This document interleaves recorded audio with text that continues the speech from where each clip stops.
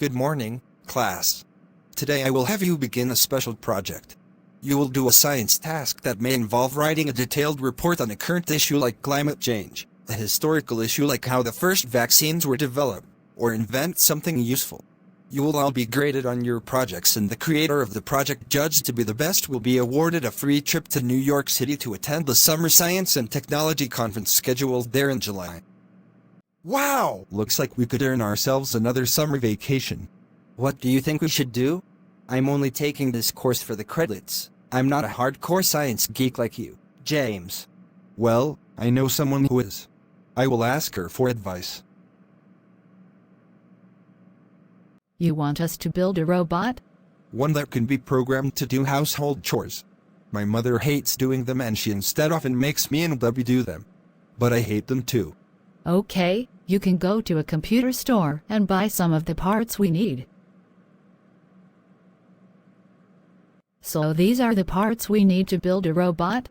Some of these things cost hundreds of dollars, James. We can afford them. Mother loaned me her credit card and said it would be worth it to have a helper around the house. Carrie and I have already designed the robot's body. We just need to build it. Speaking of Carrie, how do you feel about her someday being my wife? You really haven't said anything about it. What else is there to say other than congratulations? And I am happy for you. Though when I first met her, she didn't really strike me as a type to marry you. In some ways you are opposites. You are very passive and polite to everyone. Carrie is known to pick fights with people who piss her off.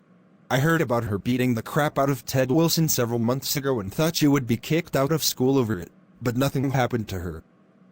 Ted was sexually assaulting girls. He had to be stopped. I wish you had said something to me about it.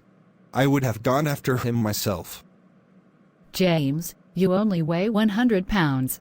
Ted is twice your size and is on the football team. He would have put you in hospital. And yet Carrie went after him? Carrie is so tough she doesn't care if she gets beaten up, or jailed, or anything else as long as she gets revenge on someone. You should have seen the fight she had almost 3 years ago with Laura Park. Laura used her karate on Carrie, and as a result Carrie was so bruised and battered she had to go to the nurse's office for treatment. But Carrie still landed some hard punches on Laura. But neither girl would talk about it, because it was Laura who threw the first punch. After that, they never fought again. And yet you became Laura's love partner later. If I'd been Carrie, I would have considered you disloyal to me over that. Laura changed, James. And she said she was in love with me. Carrie had no problem with it, so it was all good. Now let's get those parts.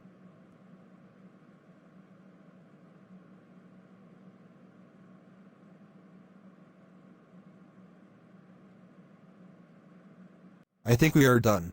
You may pull the switch to activate it. Here we go. I am yours to command, Master. Robot, I am James. And this is Carrie. And I am Debbie. We are your creators. Basic household tasks have been programmed into me. At your command, I will do them.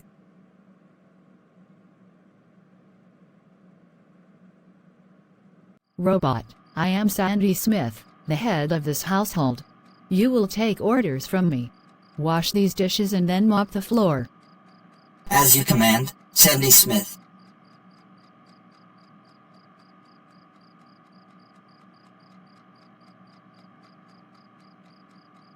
Wow. I was expecting a poor job, but the dishes are all clean and so is the floor. Well done, Robot. See, I knew what I was doing. And when I win that science competition, we will go on another vacation. I have finished reviewing all the science projects submitted to me, and the time has come to pick the winner. And the winner is James Smith, Debbie Smith, and Carrie Sims for creating a household cleaning robot. Awesome. I knew we could do it.